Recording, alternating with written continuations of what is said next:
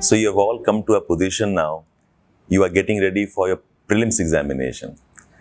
And one of the challenges that we all face is the confusion about what to do and what not to do. We call this as chaos.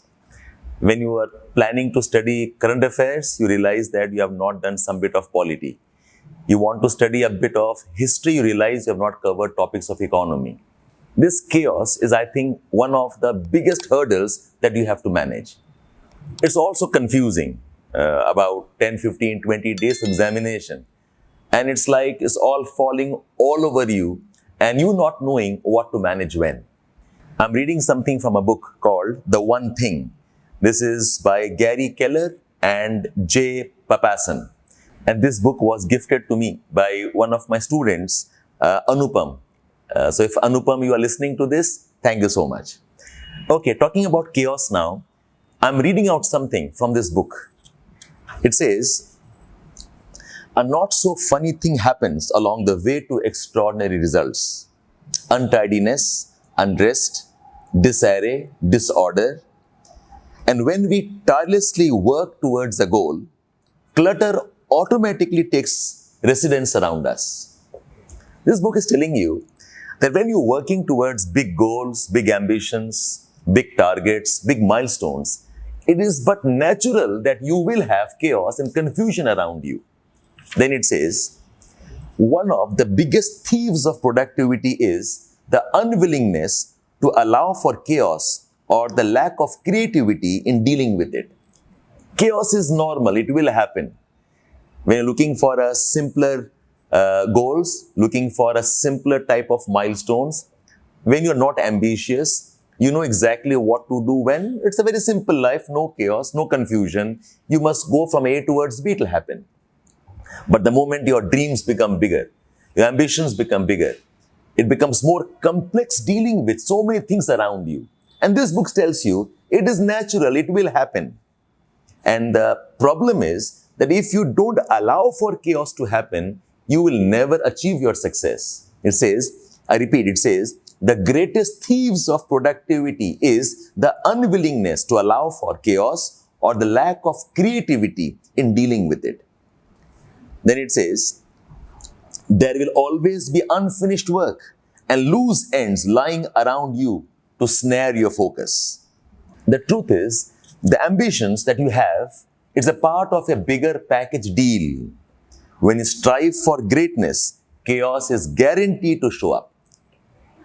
So the confusion that you are going through at this stage of your preparation, at this stage when you're getting ready for the examinations, the chaos you're facing, the confusion you're facing, the self-doubt you face, the uncertainty about what to do and what not to do, that is very much a part of the package to achieve your bigger dreams. Now, to question, how do we manage this?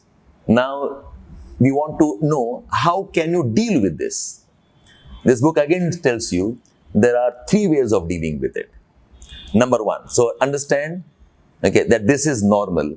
The solution is, number 1, accept the chaos. It says, you cannot ignore the chaos around you.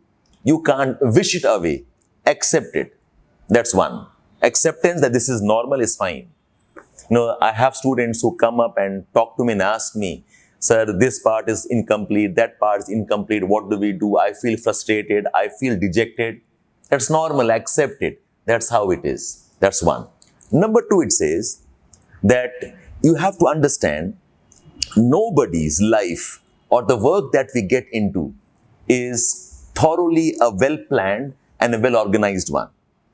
But the point is, you should know what type of work cannot be ignored. What it is telling you is that in this chaos, you must have the ability of picking and choosing what is your priority, what is the more important thing for you. When you are focusing on one type of work and there are other distractions, when you're focusing on one type of a milestone, there are other distractions. The solution is identify which is the priority, which has to be done first and in what hierarchical order. It says you need to have power hours. There are some times of your day when your energy is at the peak. There are some moments of the day when you are all rearing to go. Identify those power hours and make sure you use that very effectively. You can't forego those kind of hours. So the point is, you have to decide what do you have to do first and what can be left for some time. So rule number 1 is accept that chaos is normal. Accept that the confusion is normal. And number 2, prioritize your work. Number 2, have a set of what is your first priority, and in that priority, make sure you're using your effective hours very, very efficiently. And third, it says, take responsibility. As in, don't accept this is normal and you resign to it. It's normal, now work to solve it. This book says, if you have to beg, then go beg. If you have to barter, then barter. If you have to be creative, then find ways to be creative. Just don't be victim of your circumstances. Don't sacrifice your time on the block of altar and justify, I just can't work towards a solution. The author says, find a way, make it happen. So guys, what I want to tell you at this stage of the preparation is, don't lose heart. The confusion and the turmoil that you're going through, this is very normal. Even those who have qualified the examination, no matter how confident they may look like after qualifying, but when they were in this cycle, trust me, they were as scared as you are right now. They're as troubled as you are right now and as uncertain and unsure about themselves. It is very natural. Accept that fact. This is not something that only you are going through. And number 2, very important to prioritize your work. So you already know, maybe your weakness is economy, then focus on economy. Maybe you have some gaps in current affairs of some months, then focus on that current affairs. You cannot do everything right now. Have a priority. And my suggestion to all of you is, you have certain very important hours of the day where you have to block those hours because you are most effective in these hours. I think 3 types of work require a lot of focus and attention. Number 1 is revision of the previous day's work and some recently completed tasks. It could be current affairs. Number 2 is practicing the right type of questions and getting used to the ability to answer in exam conditions. And third is set your body clock right. Even if you don't feel like, try taking rest after 9 or 10 in the evening. Wake up early and block the time of early morning for some kind of revision or for the tests. Go after what you want. Do what it takes. And these last 10, 15, 20 days are always more decisive than the entire year that you have put in. Don't give up till the last minute.